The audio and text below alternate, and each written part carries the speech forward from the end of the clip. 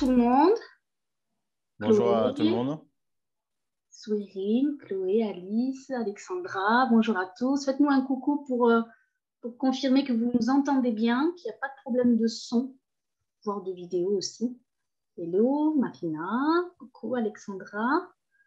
Génial. Alors, les gens arrivent au fur et à mesure. Alexis Chamin. On va peut-être commencer, si tu es OK, Gaëtan. Donc Gaëtan, Oui, je suis ravie vraiment de te recevoir aujourd'hui, Gaëtan, parce que pour la petite histoire, on se connaît quand même. On a fait un notre petit thèse peu. ouais, au même endroit, donc au même centre, pas la même équipe, mais au même centre, centre de physiopathologie de Toulouse-Purpan. Donc toi, Gaëtan, tu as fait ta thèse de 2014 à 2018, une thèse qui a duré 4 ans. Donc avant Tout la à fait. thèse, tu as eu une bourse ministérielle en master Tout à recherche, fait. puis tu as fait ta thèse. Donc, avant de commencer à parler de ta période de transition et de ce que tu fais aujourd'hui, est-ce que tu pourrais nous parler justement de ta thèse, de ce que tu as fait? Donc, je te laisse nous parler de ta thèse en immuno. Oui, alors tout à fait. Donc, j'ai fait une thèse en immunologie pendant 4 ans. J'ai travaillé donc sur deux protéines de signalisation exprimées par les lymphocytes T, CD5 et TMIS. Et le rôle, c'est de comprendre en fait le rôle de ces protéines dans la signalisation des lymphocytes T, à la fois d'un point de vue moléculaire et aussi d'un point de vue physiologique avec des modèles in vivo de sclérose en plaques et de maladies inflammatoires de l'intestin. Donc, une thèse que j'ai réalisée à Toulouse, au Centre de physiopathologie de Toulouse-Purpan. Oh, super. Et donc, du coup, qu'est-ce que tu as apprécié dans ta thèse ou moins apprécié? Qu'est-ce qui te manquait? Comment tu l'as vécu? Alors, ce que j'ai beaucoup apprécié pendant ma thèse, c'est le travail scientifique, hein, parce que j'ai une forte appétence pour l'immunologie. Mhm.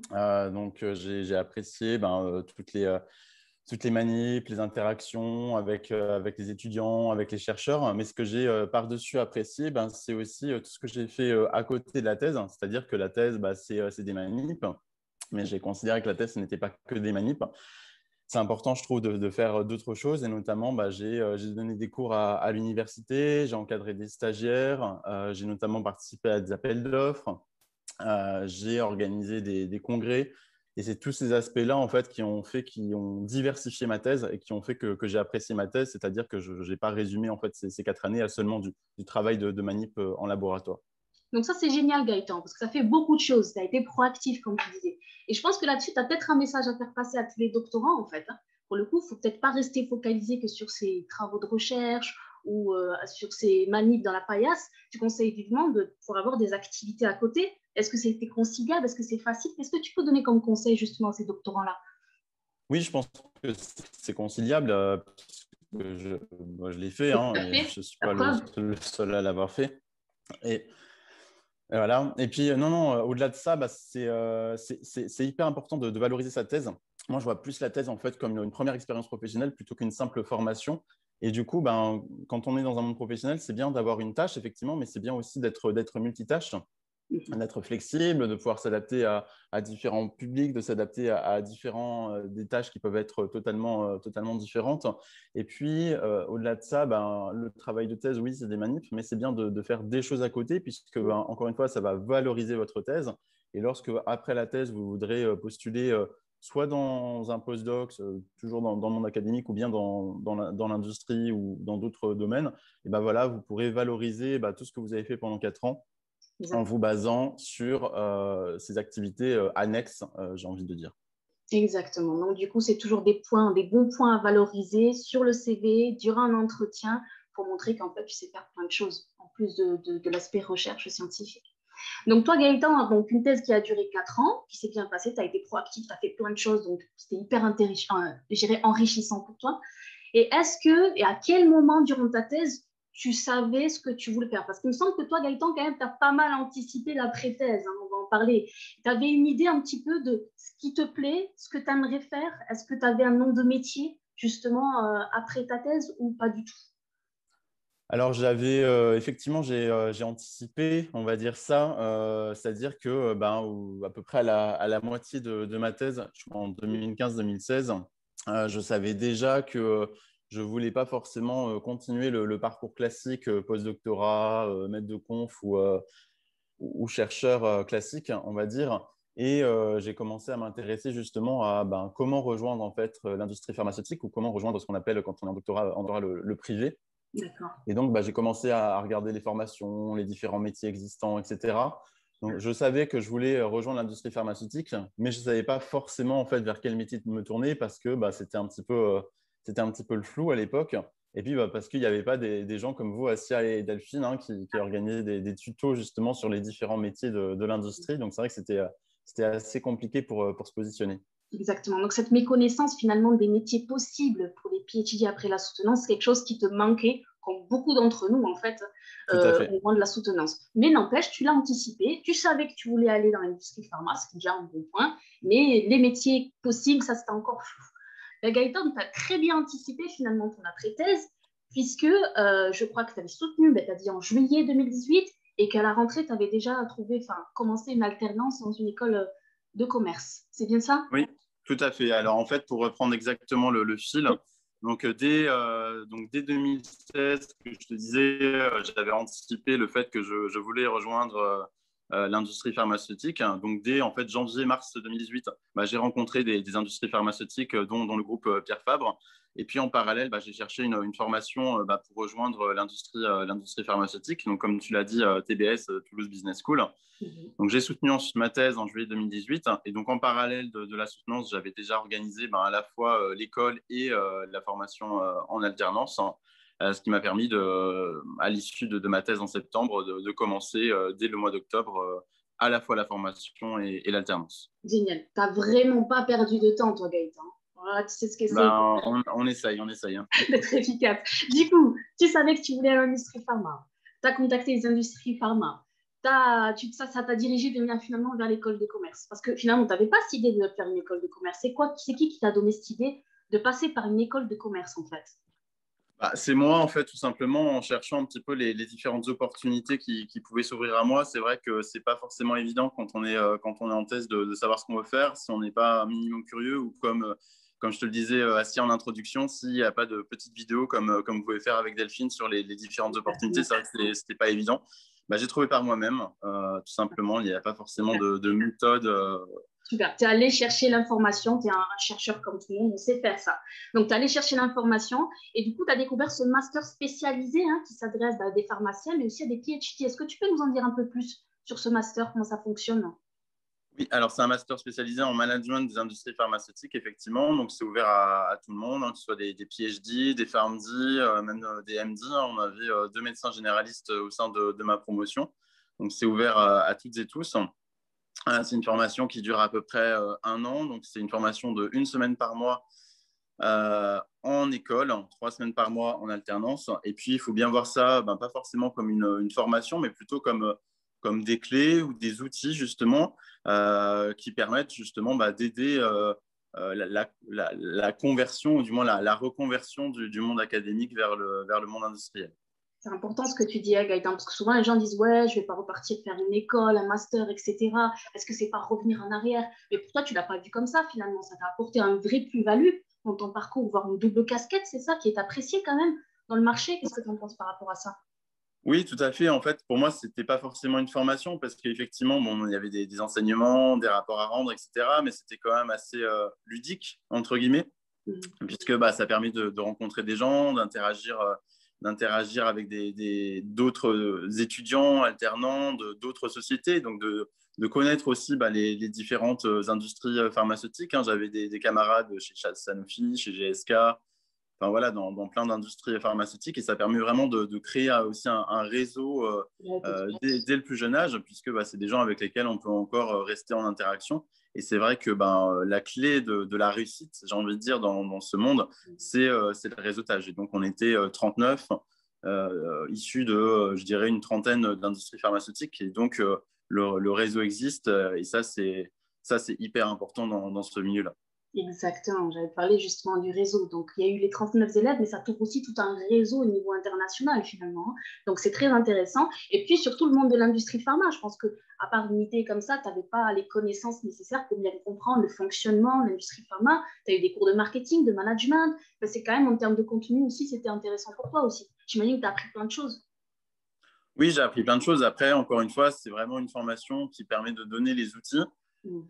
Là où on apprend le plus, forcément, c'est dans l'industrie elle-même, hein, dans notre alternance. Et c'est pour ça qu'un conseil que je donnerais, ce qui est très important, c'est de tomber sur la bonne personne, sur le bon mentor. Et moi, j'ai eu beaucoup de chance puisque je suis tombé sur le bon mentor pour m'encadrer au cours de mon année.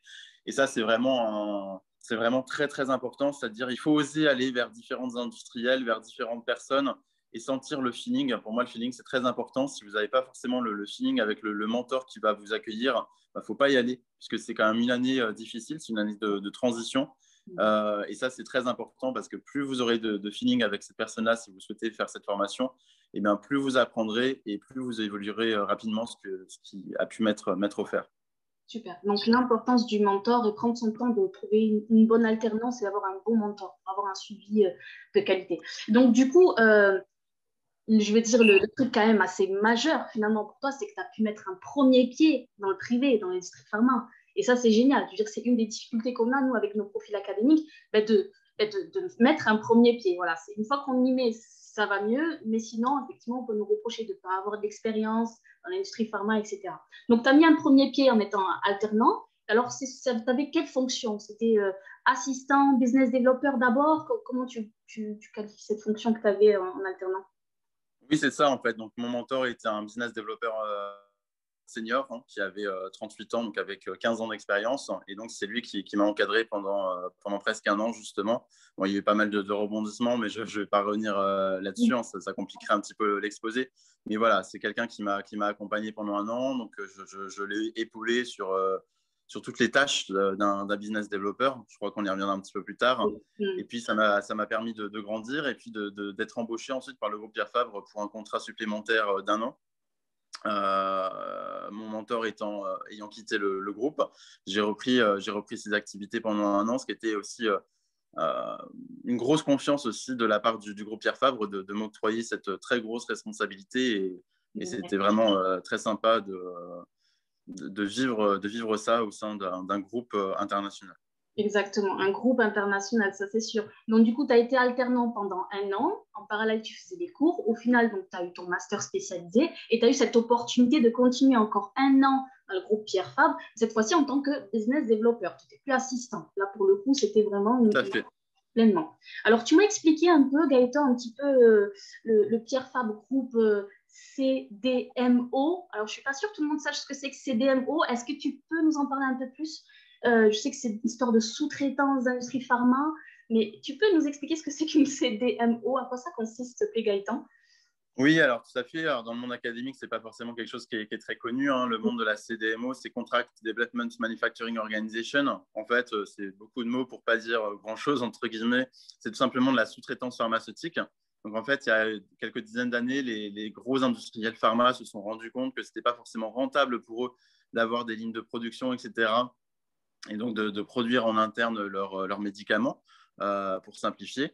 Et du coup, il s'est mis en place donc, ce qu'on appelle des sous-traitants pharmaceutiques, ou CDMO, dont le rôle, en fait, est de produire des médicaments, que ce soit des médicaments biologiques ou des médicaments chimiques, de produire. Donc, il y a des CDMO qui vont produire les médicaments, il y en a d'autres qui vont faire du contrôle qualité de médicaments, d'autres qui vont faire plutôt du support pour tout ce qui est études cliniques, dépôt d'AMM, etc. Donc, en fait, c'est vraiment des prestataires de services en fait, de l'industrie pharmaceutique. Au sein du groupe Pierre Fabre, il y avait un département justement CDMO, c'est-à-dire ouais, que certaines usines du groupe Pierre Fabre étaient dédiées justement à de la sous-traitance industrielle pour d'autres industriels pharmaceutiques. D'accord. Et il faisait de la production, c'est ça? Le groupe que tu avais rejoint en tant qu'alternant, c'était quoi? C'était de la production? Donc, moi, dans les usines dans lesquelles je travaillais, donc je travaillais pour deux usines. Une usine située donc, dans le sud-ouest de la France, à Pau, dans laquelle on faisait ce qu'on appelle dans le milieu pharma du drug product, c'est-à-dire qu'on faisait du remplissage aseptique à partir de vaccins, d'anticorps monoclonales, etc. Et donc, c'était l'opération finale, en fait. Donc, on recevait des bulks de médicaments et on remplissait en fait des flacons, enfin, pas moi personnellement, hein, mais en tout cas, les opérateurs remplissaient les viales de médicaments avec le bulk de produits. Et puis, je travaillais également dans une autre usine qui produisait donc, ce qu'on appelle de la drug substance. donc qui est localisé à Saint-Julien-en-Genevois, à côté de Genève. Et donc, l'objectif, c'était de produire des anticorps, tout simplement, pour des traitements, notamment en oncologie. Super. Mais écoute, après, juste, tu me confirmes bien que les CDMO, elles sont à chaque fois, elles ont une expertise, elles sont spécialisées. C'est-à-dire, par exemple, sur je sais pas, le conditionnement ou au tout début sur la production, ou est-ce qu'elles peuvent avoir un éventail de services variés? Ça dépend des CDMO. En fait, tu as des grosses CDMO qui vont effectivement avoir ce qu'on appelle une offre one-stop shop ou end-to-end dans le milieu, c'est-à-dire qu'ils sont capables de faire tout le process en fait, de A à Z, à la fois donc, des étapes de produire des lots cliniques, de faire ce qu'on appelle donc, le conditionnement, la distribution, etc. Et puis, il y a des CDMO qui vont travailler les unes avec les autres justement pour, un peu comme des Lego, en fait, pour construire en fait, tout le château, par exemple. Et chacun va apporter sa brique pour aboutir au process et au médicament final et jusqu'à l'administration chez le patient. D'accord. Donc toi, Pierre Fabre, durant ton alternance et après l'année que tu as fait en suivant, c'était plus dans la partie conditionnement, c'est ça? Que tu as travaillé? Alors, Je sais pas si tu as fait ça comme pas du ça. tout. On ne faisait pas du conditionnement. On faisait donc à la fois de la production de médicaments, donc ce que je disais de vaccins par exemple, plutôt d'anticorps monoclonales. Et après, on faisait ce qu'on appelle donc le remplissage aseptique des flacons. Donc, ce n'est pas du tout du conditionnement. D'un point de vue pharmaceutique, le conditionnement, c'est quoi? C'est vous avez vos flacons qui sont remplis. Ouais. Et après, on les met donc dans des cartons. Ça, c'est l'opération de conditionnement. Tu vois, il y a vraiment différentes opérations. C'est très, très carré. Et ce n'était pas une opération qui était réalisée, en tout cas, dans les usines dans lesquelles je travaillais. Ok. Et donc, du coup, ça, c'était donc à Pierre Fabre. Et après, aujourd'hui, tu as rejoint une autre CDMO à laquelle tu travailles actuellement, mais qui propose encore, qui a une autre expertise encore, peut-être au niveau qualité. Je ne sais plus ce que tu m'avais dit, Gaëtan. Tout à fait. Donc là, j'ai rejoint une autre CDMO il y a presque un an, il y a 10 mois, qui s'appelle Clean Cells, qui est localisée dans la Vendée.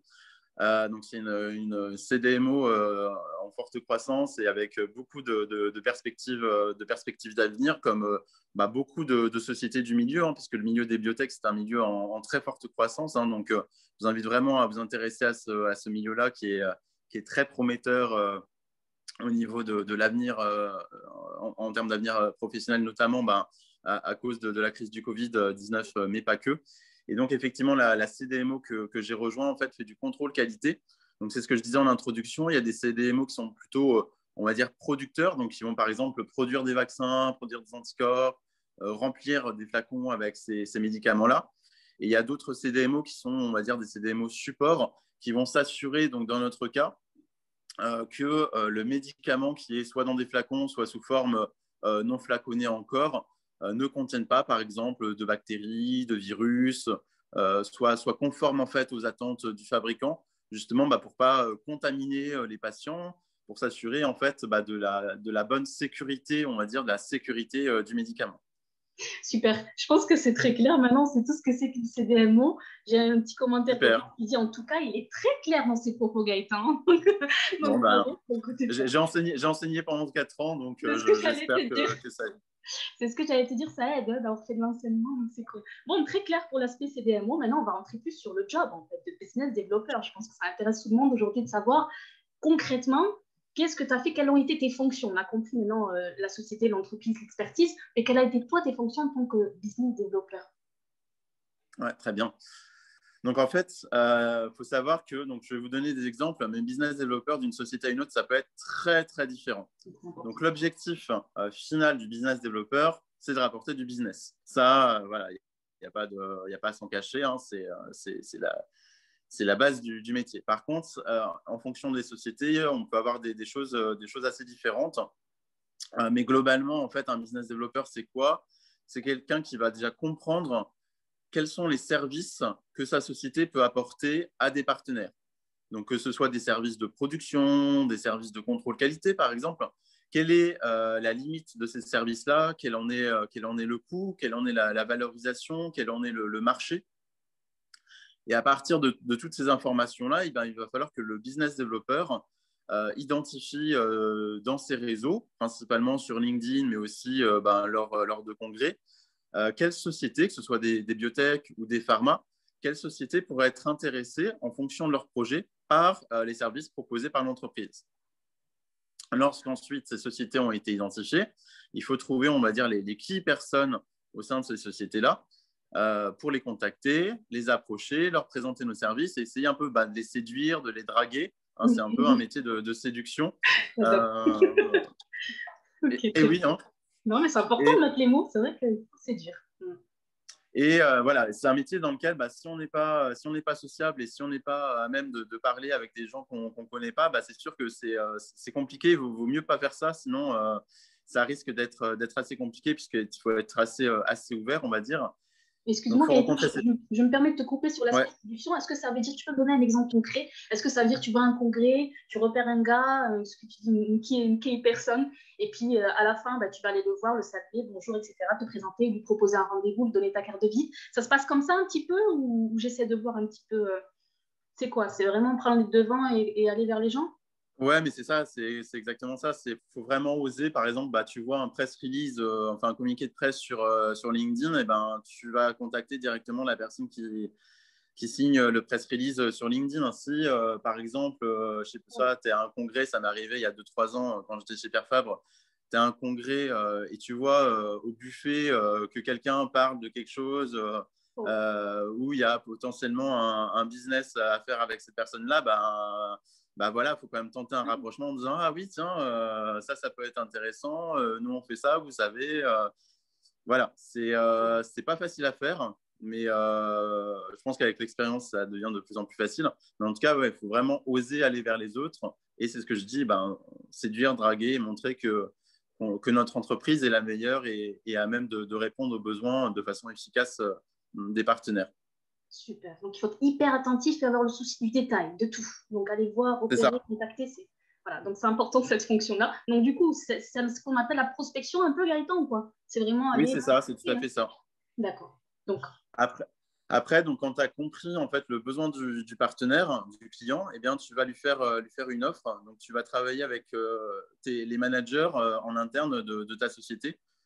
Et tu vas consolider donc avec ces managers-là quelle est l'offre la plus adaptée aux besoins de ton partenaire. Donc, quand tu consolides ton offre, selon les sociétés, mais tu veilles au coût de ton offre, quelle est la marge à appliquer, quel est le prix adéquat versus ce coût-là. Et puis, tu vas proposer cette offre à ton partenaire. Tu vas négocier aussi avec lui toutes les clauses de paiement, toutes les clauses d'annulation, parce qu'il est possible aussi que le partenaire veuille annuler au cours d'un projet. Les modalités de paiement, les pénalités de retard, la juridiction relative à la mise en place du contrat. Donc tout ça, tout cet aspect juridique, en fait, c'est quelque chose que tu négocies avec ton client. Bon, en général, pour faire ça, rassurez-vous, vous n'êtes pas tout seul. Dans la plupart des sociétés, il y a des professions qu'on appelle des contract managers, donc ce sont des personnes spécialisées en droit et qui peuvent être en binôme justement avec les business développeurs pour aller négocier tous ces aspects contractuels.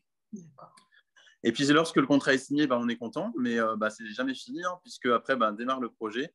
Et il faut s'assurer, donc soit avec des project managers ou pas, il faut s'assurer de la bonne gestion du projet, des bonnes relations entre le client, donc le partenaire et les équipes en interne. Et être un peu, on va dire, il faut s'assurer que tout se passe bien pour le client, que tout se passe bien pour les équipes en interne, mais tout en étant, il faut protéger sa société, puisque le rôle du business developer aussi, c'est protéger sa société. Ça, c'est très, très important. C'est le business developer qui doit prendre les coups.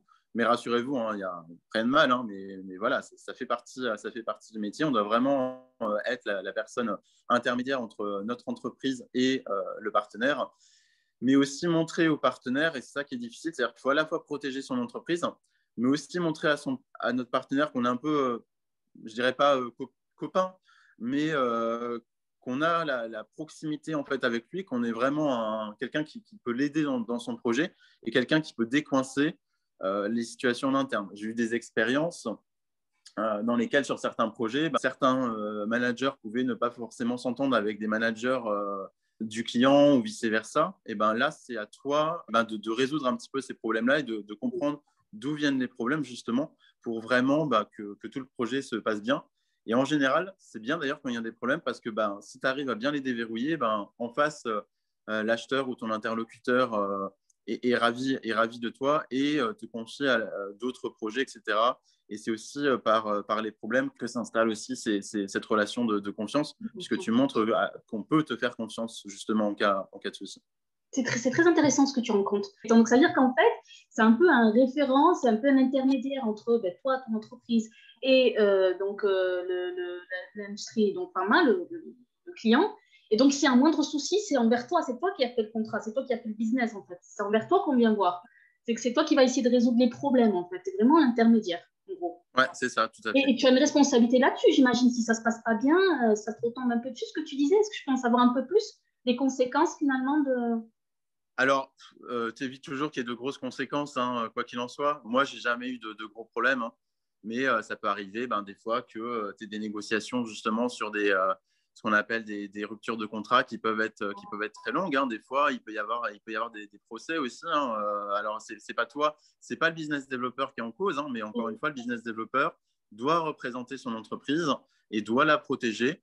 Et donc, son rôle, c'est à la fois de la prospection jusqu'à la signature du contrat et jusqu'à la fin du projet, c'est de protéger son entreprise et donc d'être là à toutes les étapes en fait d'un projet. Et c'est ça que j'aime aussi dans ce métier-là, c'est que c'est hyper transversal. C'est que tu as à la fois de la prospection, tu as à la fois des aspects finance, tu as à la fois des aspects coordination de projet. Mais alors, je veux faire peur à personne, hein, rassurez-vous, hein, tout ça ne s'apprend pas en une semaine, hein, c'est au fur et à mesure.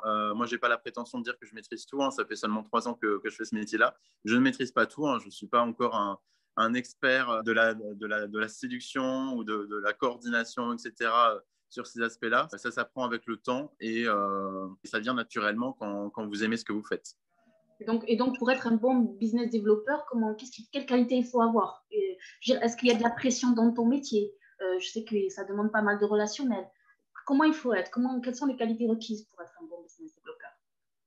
En fait, je pense que c'est ce que j'ai dit tout à l'heure, c'est la sociabilité et l'envie d'aller vers les autres, mais aussi d'avoir une forte appétence pour les chiffres aussi, et puis d'être relativement carré dans son travail, puisqu'il y a énormément de sollicitations, il peut y avoir énormément de projets à gérer aussi en parallèle, donc il faut être très bien organisé.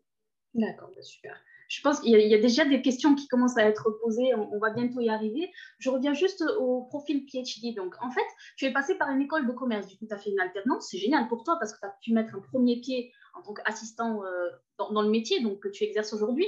C'est une première expérience quand même. Mais pour un PhD qui vient de soutenir sa thèse, est-ce qu'il peut directement accéder à ce type de métier Est-ce que ça sera plus difficile ou est-ce qu'il faut passer par une formation? Qu'est-ce que tu peux conseiller là-dessus, Gaëtan? Je pense que si quelqu'un veut effectivement rejoindre l'industrie pharmaceutique pure et dure, comme des grands groupes, que ce soit Pierre Fabre, Sanofi, GSK, des CDMO comme Thermo Fisher, Lonza ou ma CDMO actuelle, hein, Cleansales par exemple, effectivement, juste après un PhD, c'est très compliqué. Pourquoi? Parce qu'on n'a pas forcément les clés en main ou les outils justement pour faire ce métier-là.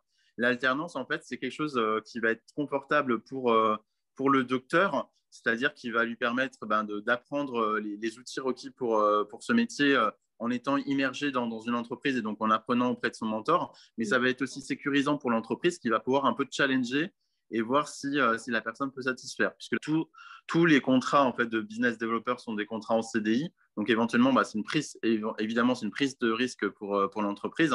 Donc c'est normal que l'entreprise veuille recruter des profils qui soient pas seniors, hein, c'est pas du tout ce que je veux dire, mais qui aient au moins un minimum d'expérience. Par contre, j'ai vu donc la vidéo de la semaine dernière, c'est ça, Oui. Assia? Alexis, voilà. Ouais. Avec Alexis. La semaine d'avant. Et ça peut être une alternative, c'est-à-dire c'est pas forcément le même métier. Nous, on a plus l'aspect, on va dire, biotech, pharma. Mais un premier tremplin, ça peut être de rejoindre justement des sociétés sans formation école de commerce. Ça peut être rejoindre des sociétés qui sont plus tournées vers l'académique et donc dans lesquelles les docteurs peuvent se sentir un petit peu plus proches. Mais moi, c'est pas forcément ce qui m'intéressait. Moi, je voulais pas forcément ce que je t'ai dit, à ça, il n'y a pas de mal à ça, mais je ne voulais pas forcément. Moi, j'avais besoin de plus de challenge que de vendre, par exemple, des cytomètres en flux ou des anticorps ou ce genre de choses. Je voulais vraiment m'ouvrir à l'industrie pharmaceutique pure et dure.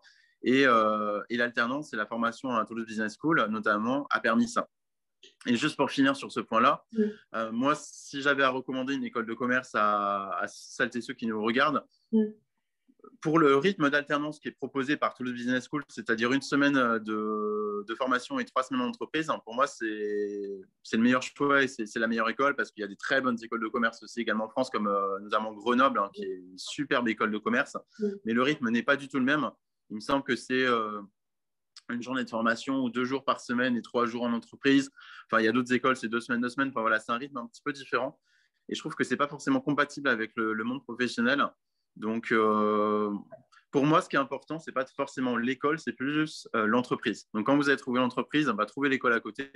Mais voilà, pour moi, l'objectif, c'était ça. J'avais trouvé l'entreprise et après, j'ai postulé à l'école. Et évidemment, quand vous arrivez, quand vous postulez dans une école et que vous avez déjà un contrat d'alternance quasiment signé, ça se fait plutôt bien. Pas mal, ça va être pas mal. D'autant plus qu'on peut faire, alors tu vas avoir des questions sur l'alternance, ça va arriver, de commencer à allumer vos caméras, il est déjà 37, n'hésitez surtout pas à poser vos questions, on va y arriver. Mais Gaëtan, tu disais, Toulouse Business School, c'est une très bonne école, effectivement. Il y en a, je crois, 2 en France, et il n'y en a pas énormément. Il y en a une Toulouse, je crois, une Paris, tu me confirmeras.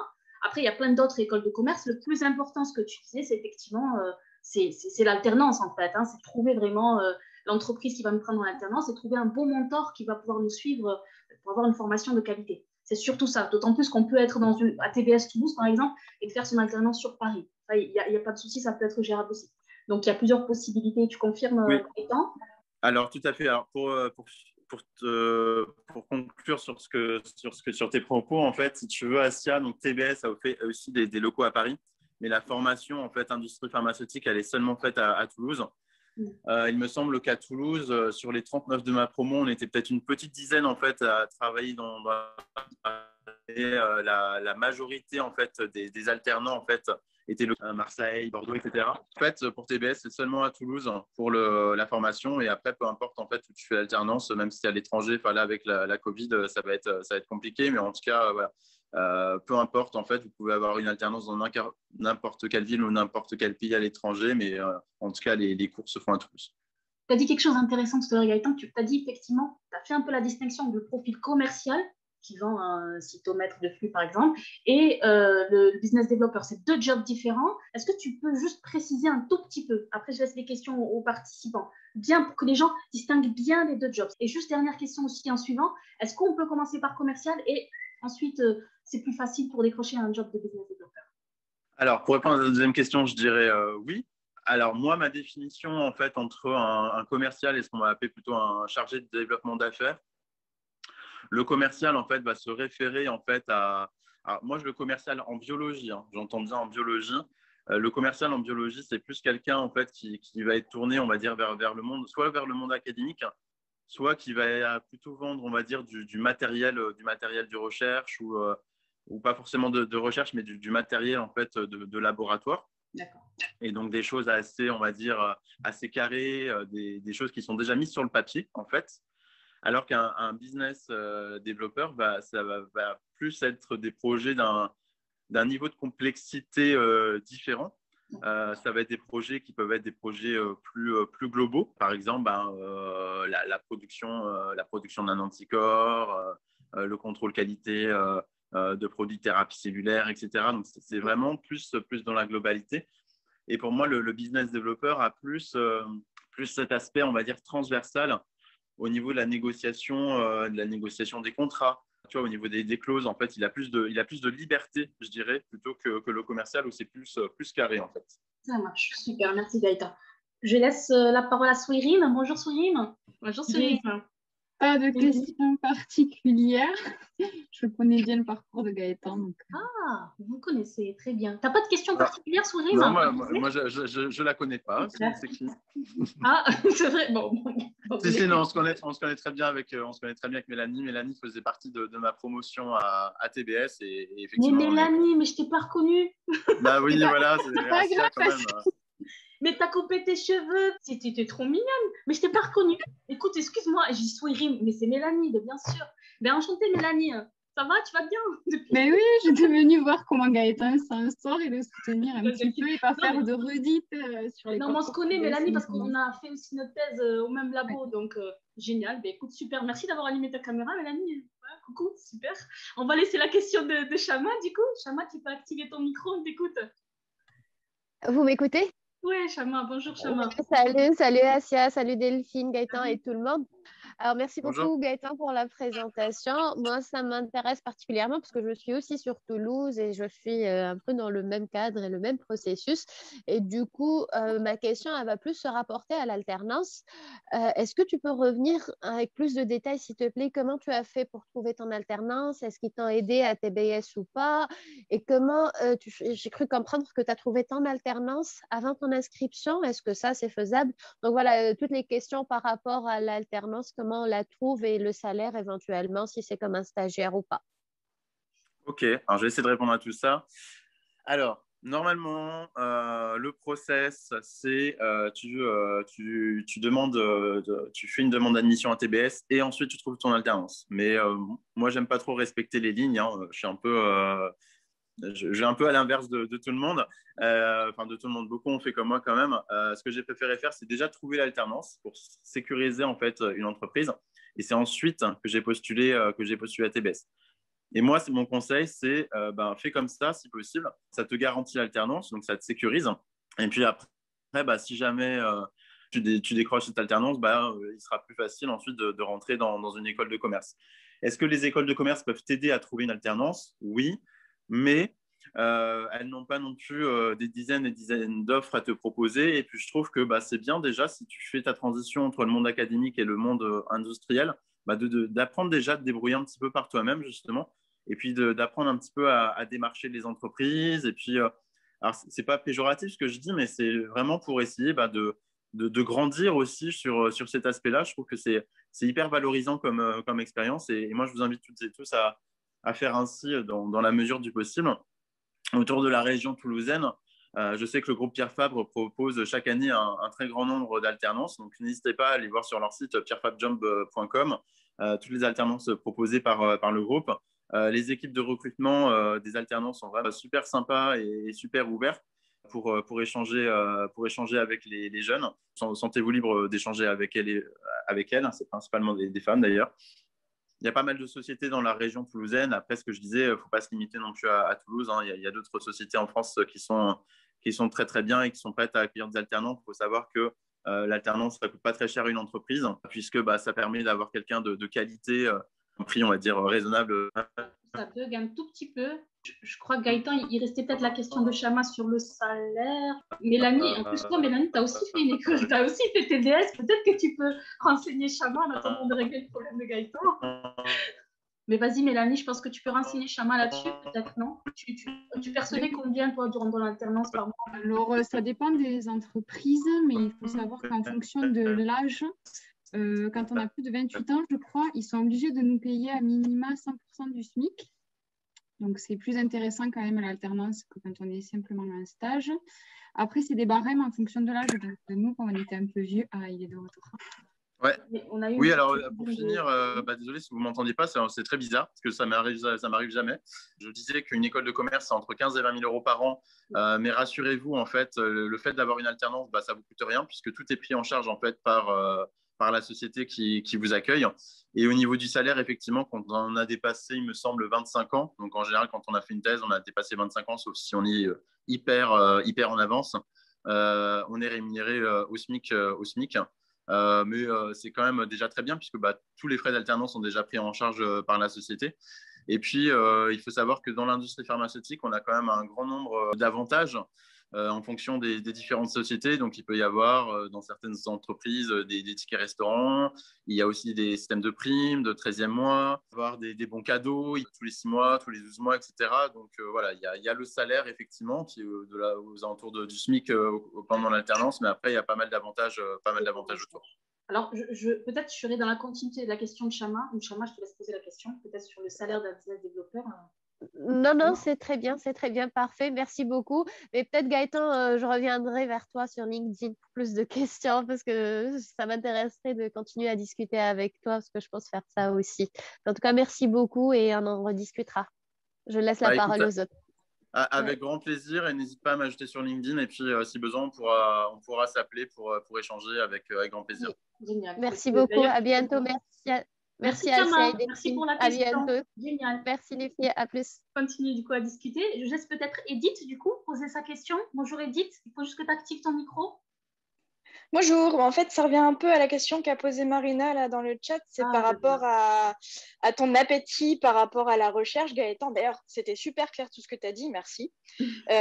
Par rapport à ta vie de chercheur, ta curiosité de chercheur, est-ce que tu trouves que via ton métier de BD, tu arrives encore à nourrir cet aspect-là de ta personnalité? Est-ce que tu es amené sur des projets à faire fonctionner ta matière grise? Voilà. Ok, très clair. Alors, oui, j'ai envie de te répondre oui, tout simplement, puisque c'est ce que je disais, en fait, c'est une profession qui est hyper transversale, donc forcément, tu es obligé de réfléchir à tous les instants.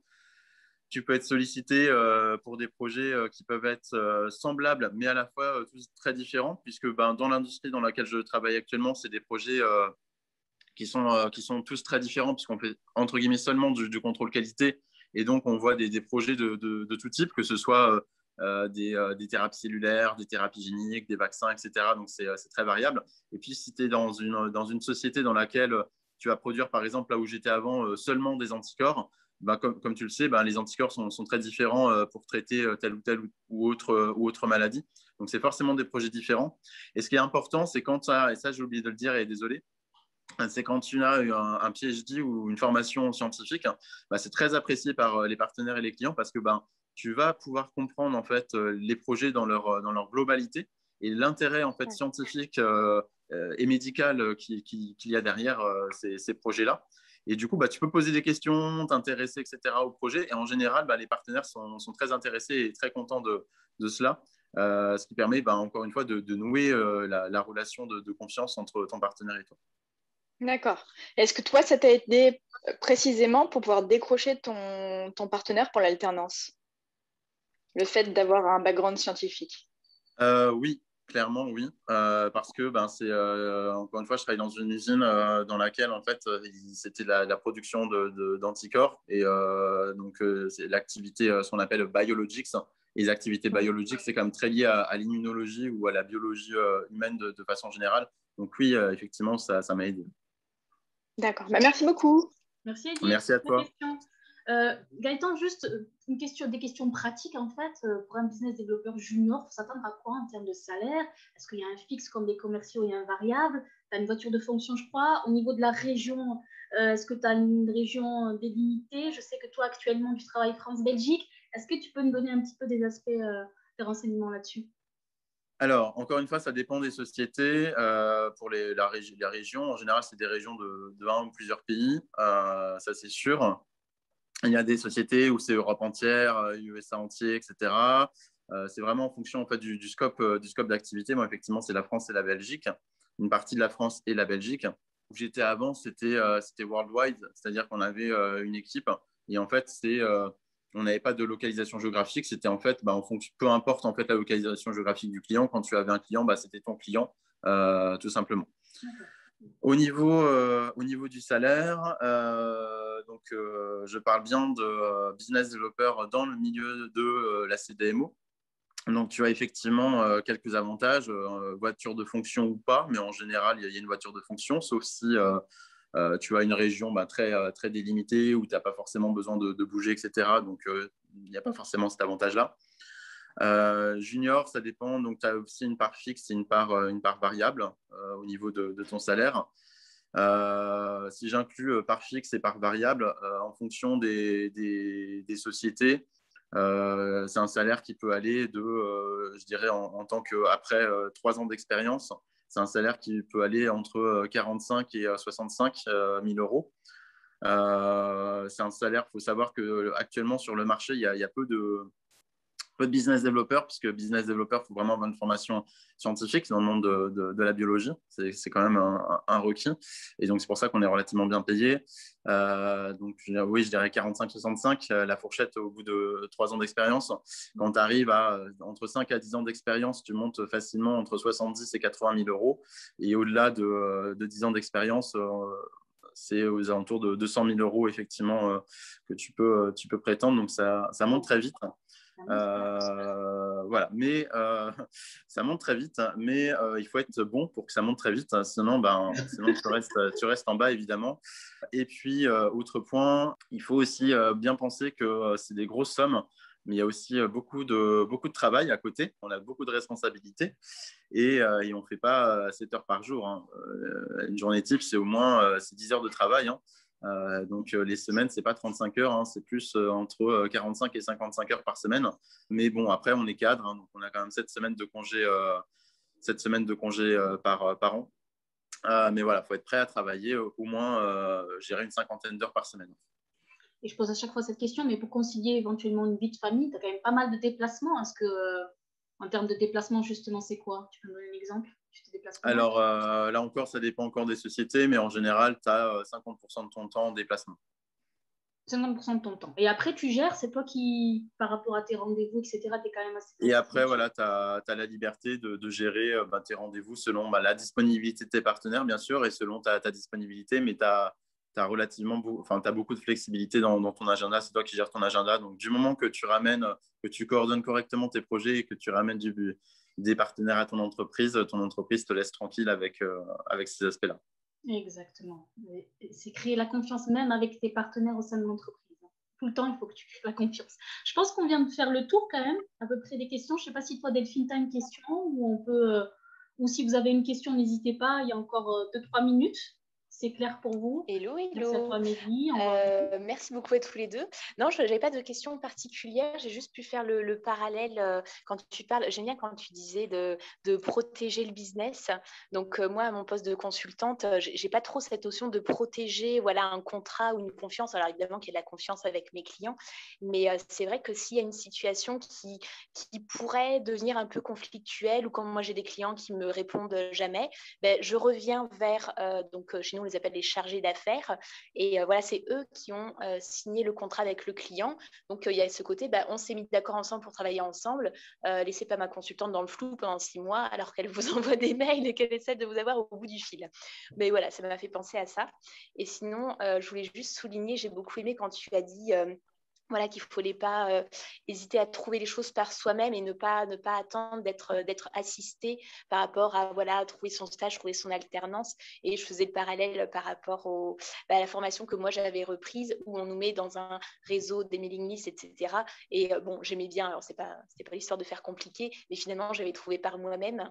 Et je pense que c'est bien. Alors, ça peut être rassurant de savoir qu'on peut avoir de l'aide, mais est-ce qu'on n'est pas les mieux placés pour nous aider nous-mêmes?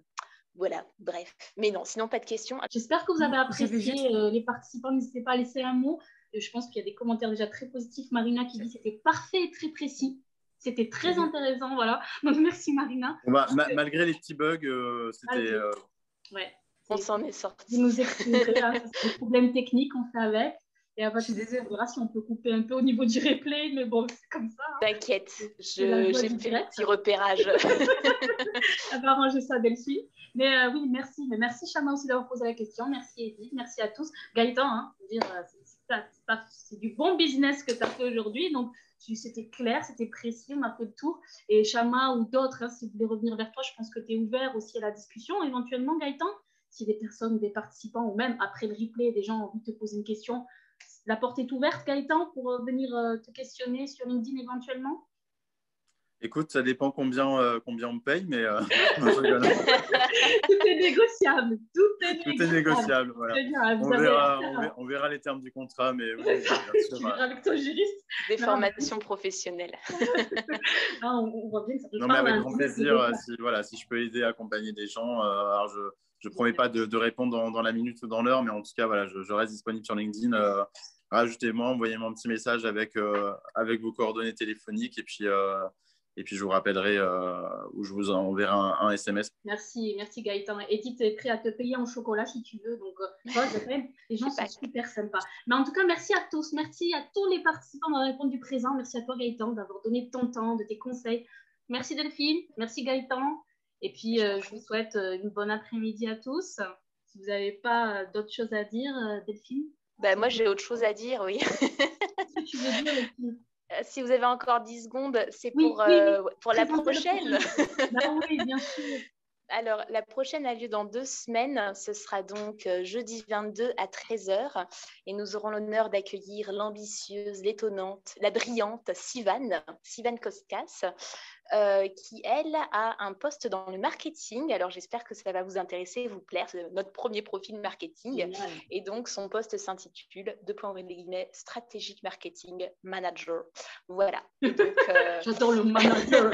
et oui, ça le fait. Top. Donc, voilà, on a super hâte de l'accueillir, de l'écouter, de prendre Génial. vos questions comme d'habitude. Et puis, merci Gaëtan, merci Assia. Et à dans 2 semaines, je récupère le micro. Continue à Merci Delphine et Assia pour le super boulot que vous faites, je trouve, pour, encore une fois, pour les doctorants. Et bravo pour cette belle initiative. Et puis, bonne journée à vous et puis bonne journée à toutes et tous. Encore merci Gaëtan. À bientôt. Journée. Ciao. Bye tout le monde. Ciao. Ciao. Merci encore à tous les participants. Merci Delphine. Tu es rayonnante aujourd'hui, Delphine. Oui, merci. Tu es rayonnante, ça fait plaisir. Alexandra, au revoir. Warda, Mélanie.